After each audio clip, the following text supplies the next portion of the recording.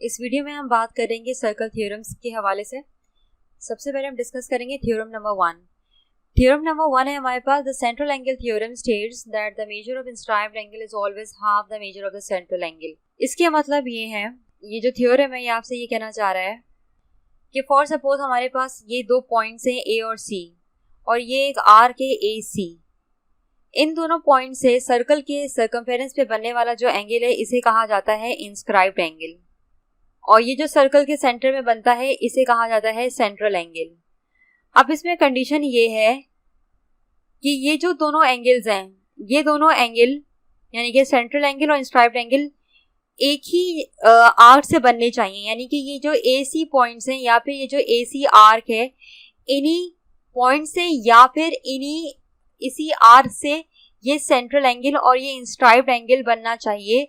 अगर ऐसा है तो फिर एक थ्योरम अप्लाई होता है, उसे हम कहते हैं सेंट्रल एंगल थ्योरम, और वो ये कहता है कि सेंट्रल एंगल और इंस्क्राइब्ड एंगल के दरमियान जो रिलेशनशिप है वो ये है कि इंस्क्राइब्ड एंगल यानी कि सर्कल के सर्कमफेरेंस के ऊपर बनने वाला जो एंगल है वो हमेशा हाफ होगा as compare to central angle के। यानी ये कि अगर मेरे पास ये एंगल फॉर सपोज 100 डिग्री है तो इंस्क्राइब्ड एंगल 50 डिग्री होगा।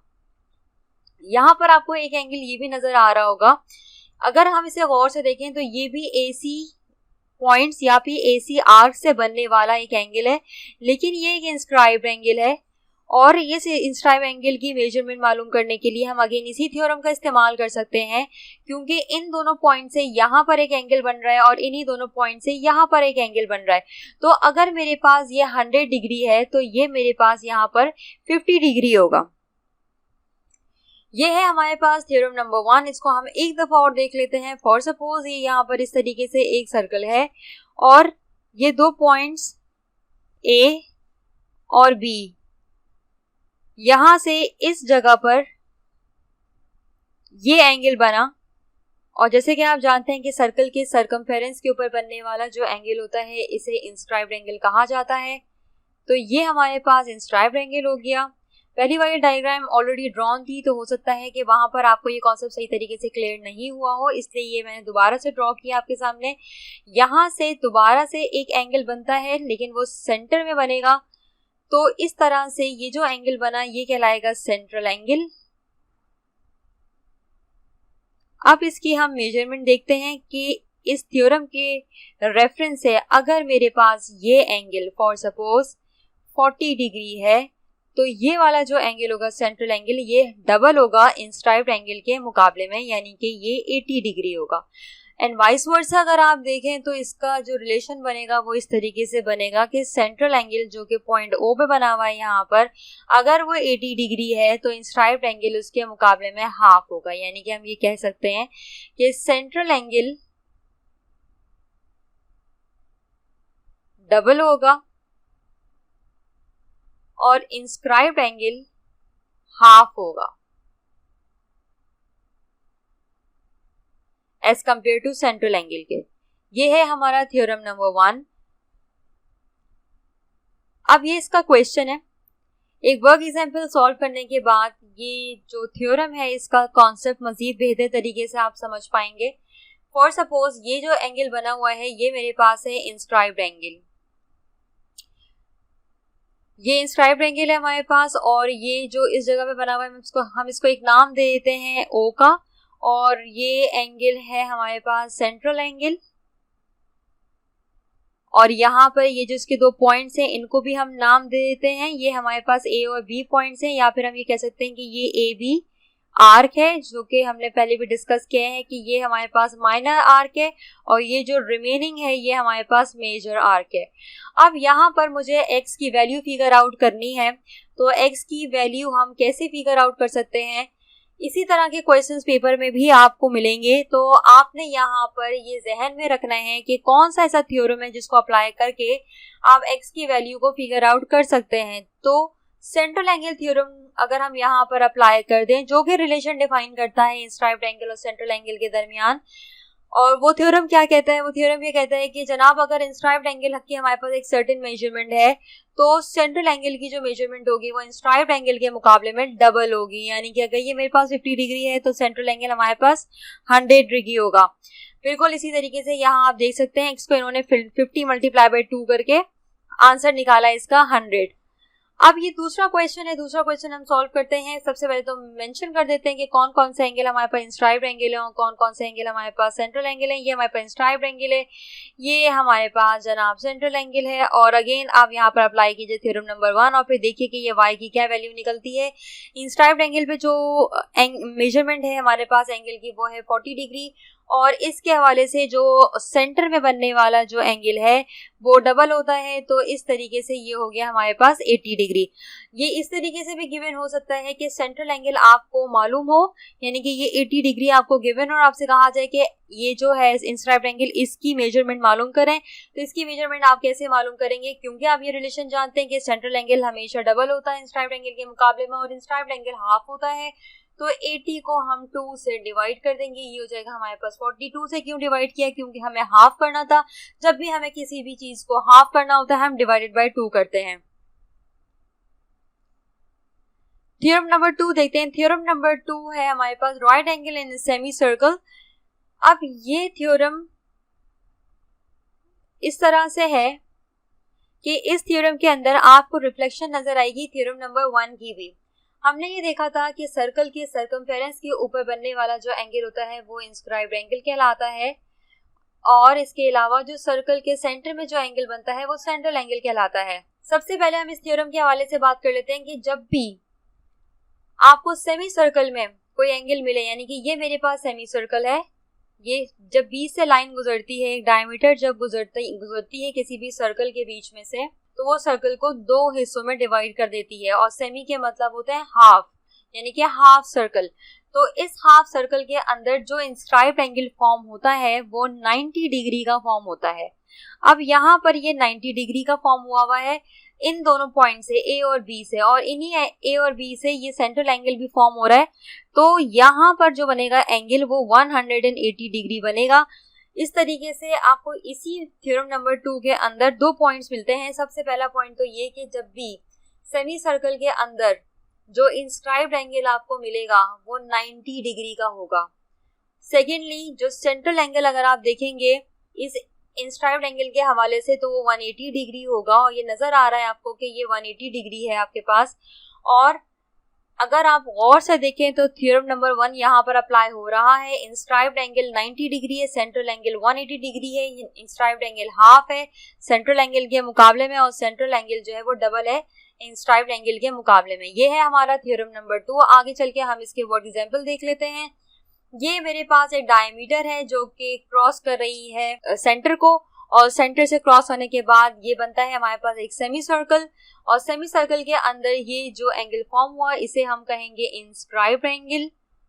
ये मेरे पास इंस्क्राइब्ड एंगल है और ये हम जानते हैं कि थ्योरम नंबर 2 को अगर अप्लाई किया जाए तो ये 90 डिग्री के बराबर होता है और ये जो एंगल है हमारे पास ये 180 डिग्री के बराबर है। क्वेश्चन अगर गौर से देखें तो इस एंगल को आइडेंटिफाई करना जरूरी नहीं था, लेकिन क्योंकि हमने थ्योरम नंबर 2 में ये चीज डिस्कस की है इसलिए मैंने यहाँ पर इस पॉइंट को दोबारा से साइड कर दिया है। अब यहाँ पर वो आपसे कह क्या रहा है, यहाँ पर एक ट्राइंगल मौजूद है STU।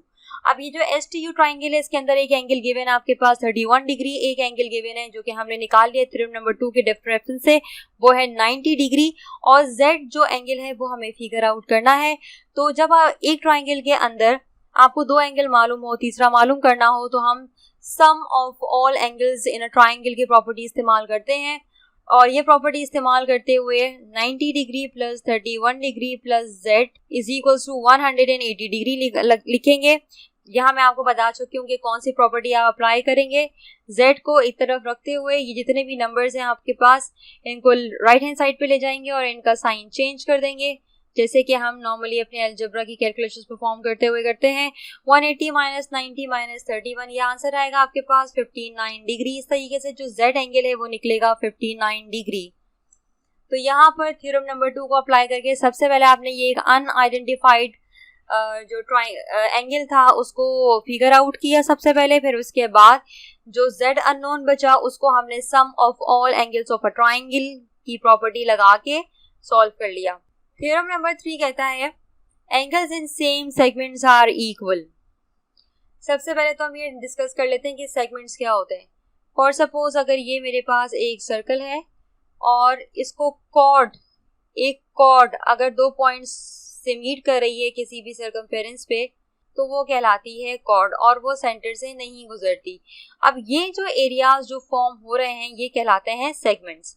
यानी कि सेगमेंट्स का कैसे फॉर्म होते हैं, जब कॉर्ड सर्कल के सर्कमफेरेंस के ऊपर 2 पॉइंट से मीट करती है। अब यहाँ पर हम देखेंगे कि ये जो 2 पॉइंट्स है ए और बी, यहाँ से ये एंगल बन रहा है। एक एंगल हमारे पास इस सर्कमफेरेंस के ऊपर, सर्कमफेरेंस के इस पॉइंट के ऊपर बन रहा है और एक एंगल हमारे पास सर्कमफेरेंस के इस पॉइंट के ऊपर बन रहा है। तो अब हम ये कैसे मालूम करेंगे कि ये जो दोनों एंगल्स हैं ये मेरे पास सेम सेगमेंट के एंगल्स हैं। अगर ये हम आइडेंटिफाई कर लेते हैं कि ये दोनों एंगल्स सेम सेगमेंट के अंदर मौजूद हैं, तो ये दोनों एंगल्स बराबर होंगे। यानी कि जो मेजरमेंट इस एंगल की होगी वही मेजरमेंट इस एंगल की होगी। यानी कि जो मेजरमेंट सी पर बनने वाले एंगल की होगी वही मेजरमेंट डी पे बनने वाले एंगल की होगी। ये ए और बी आपके पास जब ये 2 पॉइंट्स या ये ए बी आर कोई भी एंगल फॉर्म करते हैं और हमें आइडेंटिफाई करना होता है सेम सेगमेंट्स को, तो यहाँ पर जहाँ से ये 2 पॉइंट्स एंगल बना रहे हैं यहाँ पर हम एक कॉर्ड ड्रॉ करते हैं। ये मैंने एक कॉर्ड ड्रॉ की और कॉर्ड ड्रॉ करने के बाद अब एक एरिया मेरे पास हो गया। ये मैं डिफरेंट कलर से आपको शो करूंगी ताकि आपको क्लियर हो कि मैं क्या कहना चाह रही हूँ। एक एरिया मेरे पास हो गया ये, और एक एरिया हो गया मेरे पास ये। अब ये है मेरे पास एक एरिया और ये है मेरे पास एक एरिया, या आप ये कह सकते हो कि ये है मेरे पास एक सेगमेंट और ये है मेरे पास एक दूसरा सेगमेंट। तो आप क्लियरली देखो कि ये वाला जो एंगल है और ये वाला जो एंगल है ये दोनों सेम सेगमेंट में फॉल कर रहे हैं। इस तरह से अगर मेरे पास ये वाला एंगल 50 डिग्री है तो ये एंगल भी 50 डिग्री ही होगा। यानी कि जो मेजरमेंट इस एंगल की होगी वही मेजरमेंट इस एंगल की होगी। ये सिर्फ शक्ल में इस तरह से नहीं होंगे, हो सकता है इसकी फॉर्म कुछ और भी डिफरेंट नजर आए आपको पेपर में या फिर अपने क्वेश्चंस में, अपनी एक्सरसाइजेस में। तो आपने यही करना है कि जहां से जिस पॉइंट से एंगल बन रहा हो वहां पर कॉर्ड ड्रॉ करनी है और वहां से दोनों सेगमेंट्स को बाइफरकेट करना है ताकि आपको क्लियरली नजर आए कि जो भी आपके एंगल्स हैं जो आपको मालूम करने हैं उनका सेगमेंट कौन सा है। इस तरह से ये थ्योरम नंबर 3 हमारे पास कंप्लीट होता है, जो ये कहता है कि एंगल्स इन सेम सेगमेंट यानी कि सेम सेगमेंट में बनने वाले एंगल्स हमेशा बराबर होते हैं और सेम आर्क से भी बनते हैं। ये पॉइंट भी बहुत इंपॉर्टेंट है कि ये वो दोनों एंगल सेम आर्क से बनेंगे। ये आप देख सकते हैं कि ये जो एंगल डी है ये भी पॉइंट ए बी या ए बी आर्क से बना हुआ है और ये जो एंगल सी पे बना हुआ है ये भी पॉइंट ए पॉइंट बी या फिर आर्क ए बी से बना हुआ है। अच्छा, अगर आपको ये चीज क्लियर नहीं हो रही कि डिफरेंट आर्क्स अगर बनता तो क्या सूरत हाल होती, तो वो मैं आपको यहाँ पर ड्रॉ करके दिखाती हूँ कि फॉर सपोज मेरे पास ये एक सर्कल है और अगर हम ये कहते हैं कि ये मेरे पास एक एंगल है समथिंग लाइक दिस, एक एंगल यहाँ बना और वन सेम सेगमेंट में ही रहा है लेकिन डिफरेंट आर्क से, for suppose A B C. अब ये एक एंगल बन रहा है यहाँ पर और एक ये एंगल बन रहा है यहाँ पर, यानी कि ए और बी से एक एंगल बन रहा है हमारे पास यहाँ पर और ए और सी से एक एंगल बन रहा है हमारे पास यहाँ पर। तो कंडीशंस को दोनों को फॉलो करना है। यानी कि अब अगर आप देखें और मैं यहाँ से कॉर्ड बना दूं तो ये एक सेगमेंट है और ये एक सेगमेंट है। सेगमेंट तो दोनों का सेम है, यानी कि इन दोनों एंगल्स का जो सेगमेंट है वो सेम है, लेकिन इनका जो आर्क है वो सेम नहीं है। ये दोनों डिफरेंट आर्क से फॉर्म हुए हुए हैं, इसलिए यहाँ पर ये जो सेकंड नंबर वाली जो कंडीशन है ये तो फुलफिल हो ही नहीं रही। इसलिए थ्योरम नंबर 3 यहाँ पर एप्लीकेबल नहीं है। इसलिए जब भी आप सेम एंगल वाले सेम सेगमेंट वाले क्वेश्चंस को सॉल्व करेंगे आपने ये गौर से देखना है कि थ्योरम नंबर 3 कहाँ पर एप्लीकेबल है और कहाँ पर एप्लीकेबल नहीं है। दोनों कंडीशंस को फॉलो करना जरूरी है। ये क्वेश्चन है हमारे पास। अब यहाँ पर फॉर सपोज एक एंगल P यहाँ पर बन रहा है और एक एंगल Q यहाँ बन रहा है और ये पूछा जा रहा है कि एंगल P और Q की मेजरमेंट्स क्या हैं। अब सबसे पहले हम ये देखेंगे कि वो दो कौन से पॉइंट्स हैं जो कि एंगल P 52, 40 और Q को बना रहे हैं। ये मेरे पास ये पॉइंट है ए और ये बी, तो यानी कि ये आर्क हो गया ए बी। अब ये ए बी आर्क से एक एंगल बन रहा है मेरे पास इस तरीके से। मैं इसको हाईलाइट करके आपको दिखाती हूँ कि ये एंगल किस तरीके से बन रहा है। ये एंगल इस तरीके से बन रहा है, ये आप देख सकते हैं। ये एंगल बन रहा है इन दोनों पॉइंट से, और इन्हीं दोनों पॉइंट से ये वाला भी एंगल बन रहा है।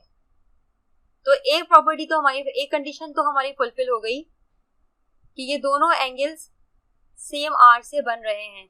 तो अगर हम यहाँ पर ये कॉर्ड ड्रॉ करते हैं, अगर हम यहाँ पर ये कॉर्ड ड्रॉ करते हैं और यहाँ पर इसको कलर करते हैं डिफरेंस लेकर आने के लिए कि कौन सा सेम सेगमेंट में है और कौन सा सेम सेगमेंट में नहीं है, तो आप ये देखेंगे ये दोनों एंगल सेम सेगमेंट के अंदर फॉल कर रहे हैं। इसका मतलब ये कि अगर ये सी पे बनने वाला एंगल 52 है तो डी पर बनने वाला एंगल भी 52 होगा। अब बिल्कुल इसी तरीके से यहाँ से इस पॉइंट से, इस पॉइंट से और इस पॉइंट से, यानी कि ए और बी, ये मेरे पास बना पूरा आर्क। इन दोनों से एक एंगल बन रहा है यहाँ पर, यानी कि इस तरीके से ये बन रहा है एक एंगल जिसे आप कहेंगे क्यू, और इन्हीं दोनों पॉइंट से एक एंगल हमारे पास बन रहा है ये 40। अब क्योंकि यहाँ से ये एंगल बन रहा है तो यहाँ पर आपने कॉर्ड ड्रॉ की और यहाँ पर आप इसको कलर करें तो आपको नजर आ जाएगा कि ये जो दोनों एंगल्स हैं Q और 40, ये दोनों सेम सेगमेंट के अंदर फॉल कर रहे हैं। बिल्कुल इसी तरह से जैसे कि हमने P की वैल्यू निकाली थी, हम Q की भी वैल्यू निकालेंगे। तो यहाँ पर Q की वैल्यू होगी हमारे पास 40 डिग्री। क्यों? क्योंकि हमने यहाँ पर थ्योरम नंबर 3 अप्लाई किया है। थ्योरम नंबर 3 ये कहता है कि एंगल्स सेम आर्क से बनने चाहिए और इसके अलावा वो सेम सेगमेंट के अंदर मौजूद। अब हम बढ़ते हैं थ्योरम नंबर 4 की तरफ। उससे पहले हम देखेंगे कि साइक्लिक क्वाड्रिलेटरल्स क्या होते हैं। क्वाड्रिलेटरल सबसे पहली बात तो ये कि वो हर वो फिगर होती है जो कि 4 साइडेड होगी, यानी कि ये स्क्वायर, यानी कि ये पैरेलल, यानी कि ये रेक्टेंगल, ये पैरेललोग्राम, ये जितनी भी वो तमाम तर फिगर्स जो कि 4 साइडेड होती हैं वो सारी की सारी क्वाड्रिलेटरल्स कहलाती हैं। जैसे कि फॉर सपोज ये काइट शेप, या फिर हम कह सकते हैं रोम्बस, ठीक है। ये जितने भी हमारे पास शेप्स हैं ये सारे के सारे क्वाड्रिलेटरल्स कहलाते हैं। अब साइक्लिक क्वाड्रिलेटरल क्या होता है? साइक्लिक क्वाड्रिलेटरल वो क्वाड्रिलेटरल होता है जिसके सारे पॉइंट्स, जिसके सारे के सारे वर्टिसेस, ये सारे वर्टिसेस कहलाते हैं। ये सारे के सारे वर्टिसेस सर्कल के सर्कमफेरेंस के ऊपर लाई करें। ये एक बहुत इंपॉर्टेंट पॉइंट है जो कि आप लोगों ने अपने जहन में रखना है। अगर सर्कल यहाँ पर फॉर्म हुआ है और सर्कल के अंदर एक क्वाड्रिलेटरल मौजूद है तो कंडीशन ये कहती है कि अगर क्वाड्रिलेटरल के तमाम तर वर्टिसेस सर्कल के सर्कमफेरेंस के ऊपर लाई कर रहे हैं, चाहे वो किसी भी शेप में हो, उससे कोई फर्क नहीं पड़ता, वो शेप कोई भी हो सकता है। जैसे कि मैंने आपको बताया कि बस 4 साइड्स होनी चाहिए, तो ये मेरे पास साइक्लिक क्वाड्रिलेटरल कहलाएगा क्योंकि इसके सारे के सारे वर्टिसेस सर्कल के सर्कमफेरेंस के ऊपर मौजूद है। लाइकवाइज अगर आप यहाँ पर देखें, ये जो आपके पास एक सर्कल मौजूद है इसके अंदर एक पॉइंट यहाँ है, एक पॉइंट यहाँ है, एक पॉइंट यहाँ है और एक पॉइंट यहाँ है। इसके जो 3 पॉइंट्स हैं, वो तो सर्कल के सर्कमफेरेंस के ऊपर लाई कर रहे हैं rather than one point which lies at the center of the circle. So it clearly indicates that it is not a cyclic quadrilateral, because for a quadrilateral to be a cyclic quadrilateral, its all points should lie on the circle circumference. इस तरह से ये कहलाएगा हमारे पास non cyclic quadrilateral और ये कहलाएगा cyclic quadrilateral. तो थ्योरम नंबर 4 को अप्लाई करने से पहले आपने ये देखना है कि जो क्वाड्रिलेटरल है आपके पास वो साइक्लिक क्वाड्रिलेटरल है भी या नहीं। अगर वो साइक्लिक क्वाड्रिलेटरल है ही नहीं तो फिर साइक्लिक क्वाड्रिलेटरल का थ्योरम अप्लाई नहीं होगा, जो कि हमारे पास थ्योरम नंबर 4 है। अब थ्योरम नंबर 4 क्या कहता है वो हम देखते हैं। सबसे पहले हम अपनी कंडीशन चेक करते हैं कि क्या इसके सारे के सारे वर्टिसेस सर्कल के सर्कमफेरेंस के ऊपर लाई कर रहे हैं या नहीं। तो यहाँ पर देखें आप कि ये चारों के चारों वर्टिसेस सर्कल के सर्कमफेरेंस के ऊपर लाई कर रहे हैं, ये हम देख चुके हैं। अब हम इसके ऊपर थ्योरम नंबर 4 जो कि साइक्लिक क्वाड्रिलेटरल का थ्योरम है उसको हम अप्लाई करते हैं।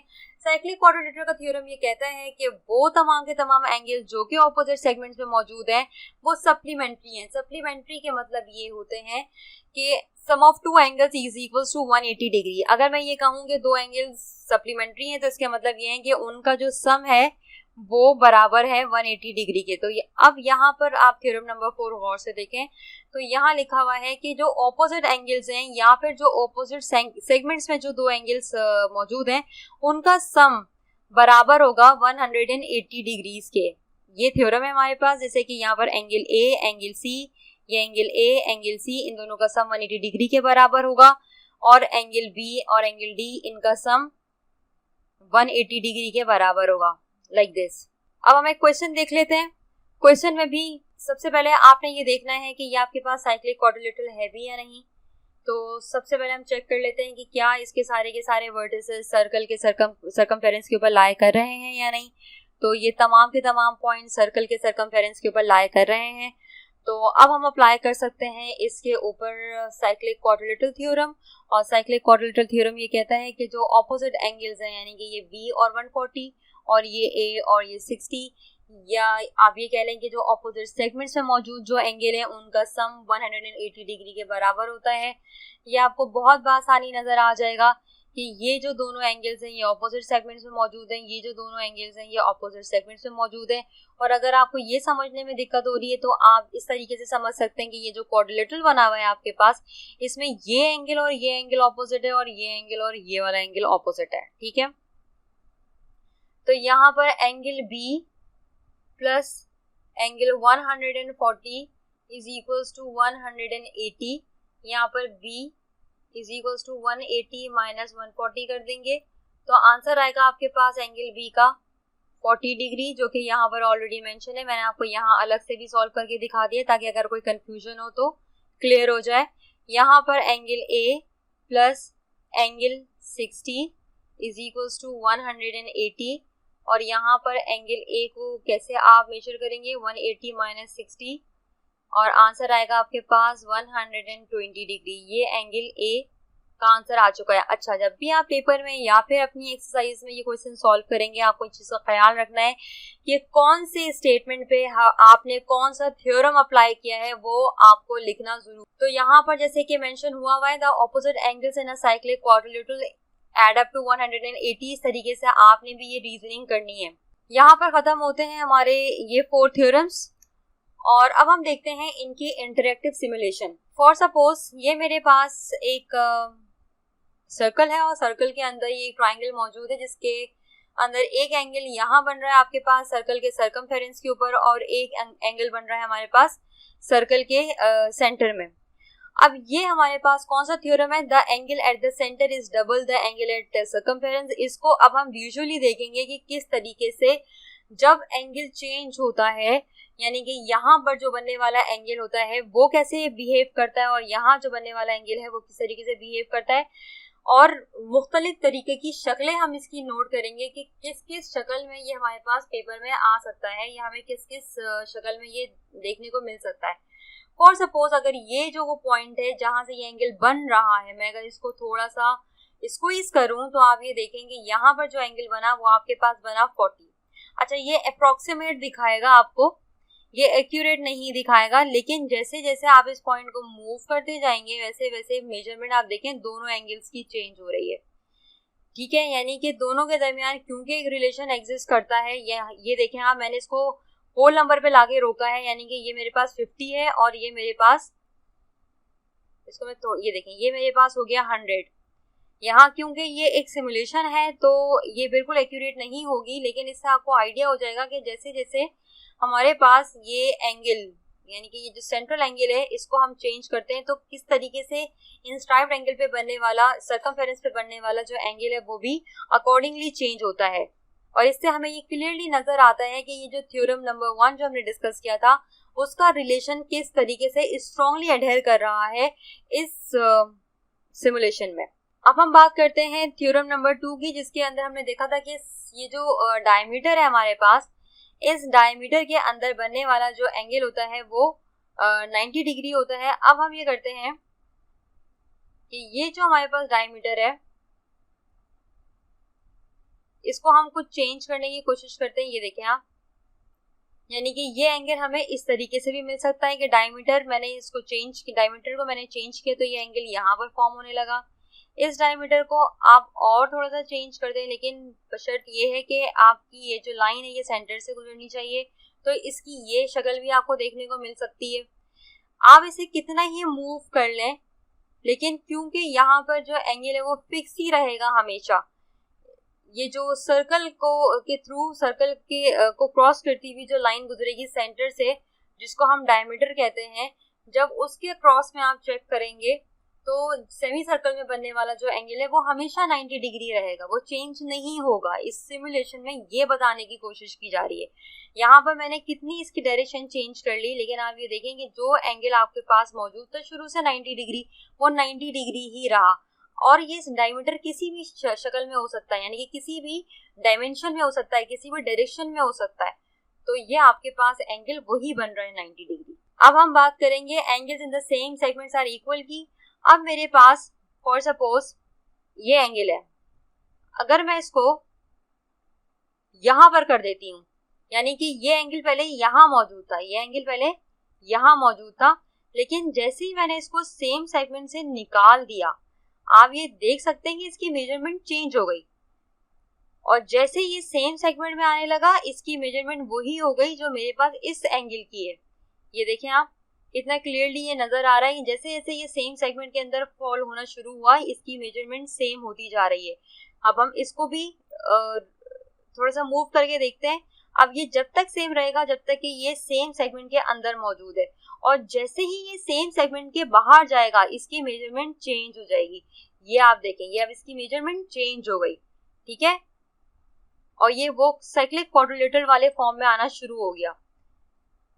अब बिल्कुल इसी तरीके से ये जो दो ऊपर एंगल्स बने हुए हैं, हम इसको भी देख लेते हैं। ये दोनों अभी बने हुए हैं ये सेम सेगमेंट के अंदर, क्योंकि यहाँ पर अगर मैं एक लाइन ड्रॉ कर दूं तो ये पूरा एक सेगमेंट है और ये पूरा एक सेगमेंट है। अब मैं इसको मूव करना शुरू करती हूँ, और मूव करने के साथ हम ये देखते हैं कि इसका सेगमेंट कब खत्म होता है, जैसे ही इस पॉइंट को क्रॉस करेगा। ये देखें आप, इसका ये सेगमेंट खत्म हो गया। अब ये दूसरा सेगमेंट शुरू हो गया, जिसकी वजह से ये एंगल 41 ही रह गया और ये 221 बन गया। इस सिमुलेशन से होपफुली आपको काफी हद तक क्लियर हुआ होगा कि आपके पास वो कौन से एंगल्स होते हैं जिनको हम सेम सेगमेंट के अंदर फॉल करवाते हैं, और सेम सेगमेंट और ऑपोजिट सेगमेंट के से क्या मुराद है। साइक्लिक क्वाड्रिलेटरल को डिस्कस कर लेते हैं। ये मेरे पास एंगल हैं साइक्लिक क्वाड्रिलेटरल के हवाले से, और जो इनके ऑपोजिट एंगल्स हैं, जैसे जैसे मैं इसको मूव करती जा रही हूँ, ये जो एंगल्स की मेजरमेंट्स हैं वो हमारे पास चेंज होती जा रही हैं। अब ये 105 और 75 हो गया है, और अगर आप इसको कैलकुलेट करेंगे अब तो 105 75 ये हमारे पास बनाएगा 180। बिल्कुल इसी तरीके से ये 96 है और ये 84 है। तो यहाँ पर जो एंगल का जो सम बनेगा इन ऑपोजिट एंगल्स का, वो बनेगा हमारे पास 180।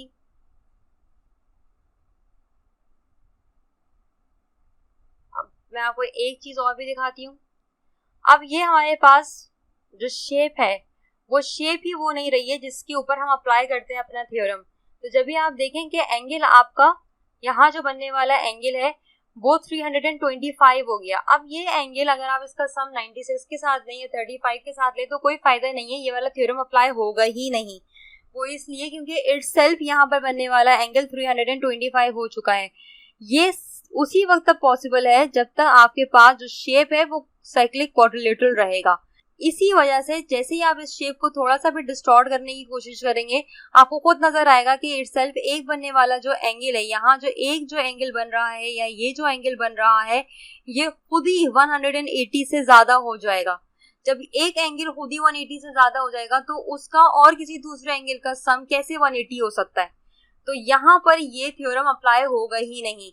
अब आप जैसे जैसे इसको चेंज करते जाएंगे आपको ये क्लियरली नजर आता चला जाएगा। ये 64 प्लस 116 अगेन 180 के बराबर होगा। 96 प्लस 84 180 के बराबर होगा। जैसे जैसे आप इसको मूव करते चले जाएंगे ये आपके पास जो सम है वो वैलिड रहेगा। इसको आप देख सकते हैं।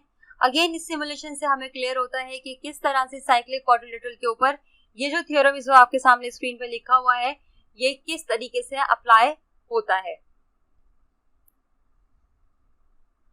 आई होप कि ये वीडियो आपको समझ में आई होगी। इसमें जितने भी कॉन्सेप्ट डिलीवर किए गए हैं वो आपको क्लियर हुए होंगे। Thank you so much for watching this video and stay tuned for more videos.